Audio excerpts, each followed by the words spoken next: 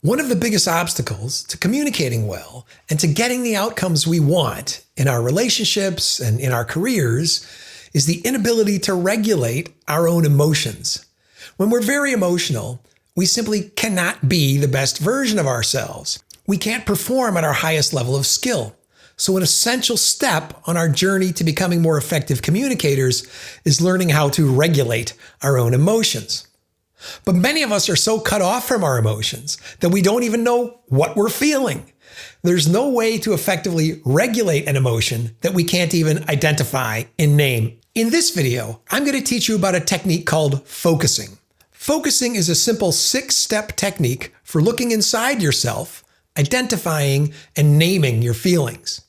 I learned this technique almost 20 years ago, and it made a huge impact on my life. I'm Bruce Lambert from How Communication Works. This is a channel where I teach you about communication skills so you can improve your relationships, succeed at work, and be more confident. I want to tell you the story of how I learned about focusing.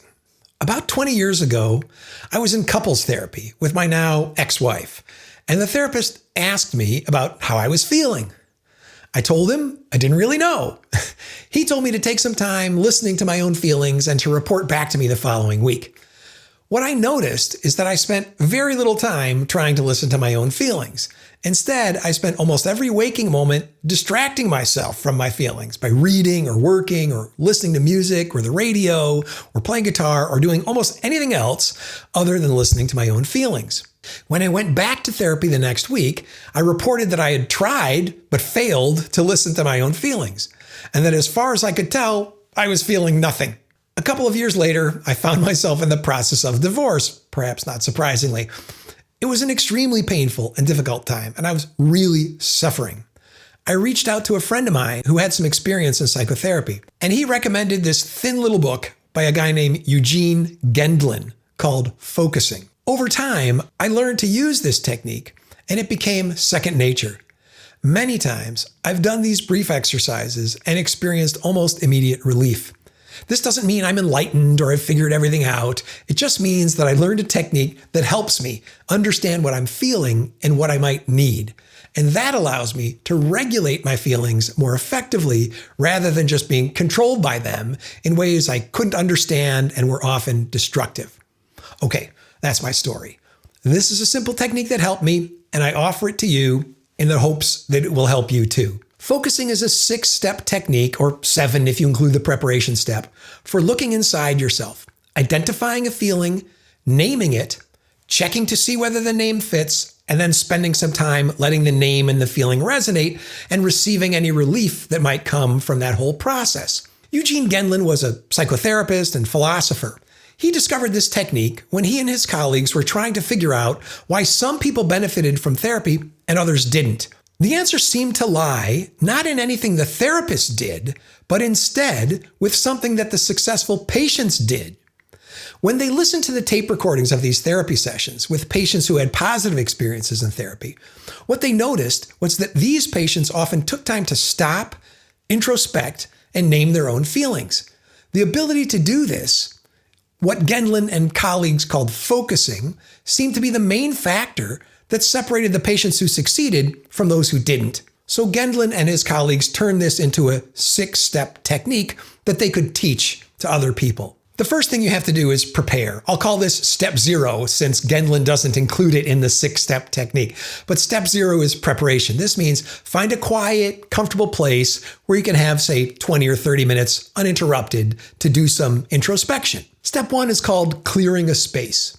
So sit quietly, focus inwardly. Focus on that place in your body where you tend to feel your feelings. For some people, that might be their head or their chest or their stomach. Now ask yourself, how is life going? What's the main thing going on with me right now? Try not to think too much about it. This isn't an intellectual exercise. You're probably already thinking enough. Focus on the feeling in your body. Keep asking these questions and listening for the answer. Don't immediately dive into the feeling. One of the keys to focusing is that you always keep a slight distance between you as the observer of these feelings and the feelings themselves. You don't completely identify with the feeling and get wrapped up in it. You acknowledge the feeling, but you don't get swept away by them. Don't get stuck on any one problem. Listen to them all and keep a mental list. Eventually, you want to be able to say, except for those things, I'm fine. Step 2, the felt sense. From that whole laundry list of feelings, pick one. Focus on it.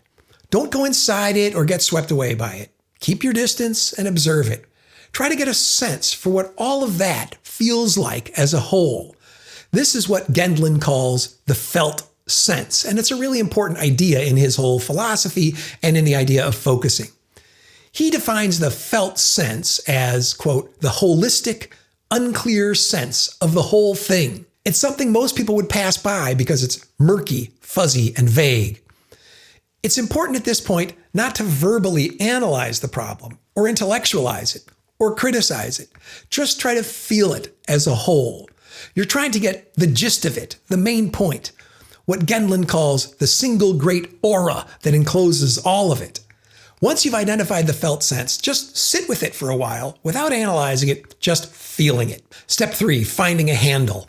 This is the step where you try to find a word or phrase that accurately describes or names the feeling. The examples that Gendlin gives are tight, sticky, scary, stuck, heavy, jumpy. Keep focusing on the felt sense and trying out words and phrases until you find one that seems to fit. What you want to do is try to identify the quality of the felt sense. What is it like? Don't force it. Don't analyze it. Don't intellectualize it. When you find the right handle, the right word or phrase, you'll often feel a slight shift that indicates a good fit. This might feel like a release or a relief. It might feel big or small. Often it's just a tiny shift, a sense that, oh yeah, that's it. Step 4, resonating. The goal in this step is to go back and forth between the handle or that word or phrase for the felt sense and the felt sense itself, and to make sure that this word or phrase that you picked really fits. So as you do this, the felt sense might change a little bit, or you might come up with a new handle.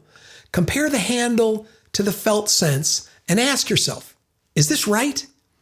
If it is right, you should feel a change in your body, a release or a sense of relief, a sense of a burden lifting, or just a sense that this is exactly the right handle. If it's not right, you won't feel this shift or release, then just go back to step 3 and look for a different handle. When you feel the handle resonate with the felt sense, take some time to enjoy that feeling. Congratulations, you have felt and named one of your feelings. You're on the way to a more mature relationship with your feelings. Step 5, asking. In this step, you try to get a deeper and more complete understanding of the felt sense. You ask, what is this sense? Why does it feel that way? To do this, you use the handle or that word or phrase to bring the felt sense back into awareness. The example Gendlin gives is jumpy. He says, you ask yourself, what is it about this whole problem that makes me so jumpy? Keep asking. Ignore some of the initial answers that come. Those are probably thoughts and intellectualizations and your same old internal critic or your internal reason. So you ask the felt sense an open-ended question, and then you wait for it to answer. Gendlin says this is the difference between forcing words or images into a feeling and letting them flow out of the feeling. What you want to do is let these words or phrases flow out of the feeling. At this point, you should begin to feel some shift in your body that feels good. If you're having trouble, you might also ask, what's the worst of this? Or what does this felt sense need? If you're not getting a clear answer, don't force it. Just come back to it another time. Focusing isn't meant to be a punishment. It's not meant to be work or painful. It's meant to be an enjoyable time where you can look inside yourself and learn about your own feelings. The 6th and final step is receiving. This step involves welcoming and acknowledging and receiving whatever comes with gratitude and friendliness. Stick with the felt sense for a while and the bodily release that comes with it. Enjoy it.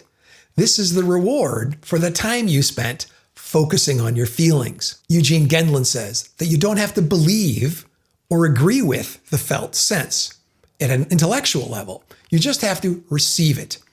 Just give the feeling and the bodily shift time to exist and develop and breathe. Remember, you're not strongly identifying with the felt sense or the handle or the bodily shift. As Gendlin says, you're not in it, but next to it. He says about the feeling, you have it, you are not it. So there you have it, a relatively simple 6-step technique, or 7 steps if you include the preparation, for learning how to identify and name your feelings. I found it to be a transformative technique for understanding myself and coping with my feelings. But don't let your expectations get too high. Just try it and see if it doesn't help a little bit. If you like videos like this one, I hope you'll watch some more videos on my channel. There'll be one suggested down below. And there's also 120 or so others on my channel. Thanks so much for watching. We'll see you next time.